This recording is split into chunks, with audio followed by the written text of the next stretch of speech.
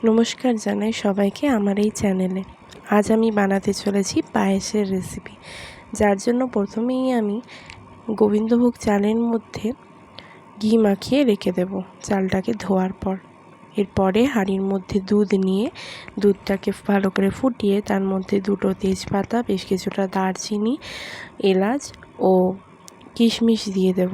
ভালোভাবে দুধটা ফুটে গেলে তার মধ্যে দিয়ে দেব ভেজে রাখা চালটা ভালো করে ফুটে সিদ্ধ হয়ে গেলে সেটার মধ্যে আমি দিয়ে দেব চিনি এবং বাতাসা। আপনারা চাইলে দুটোর মধ্যে যে কোনো একটা দিতে পারেন।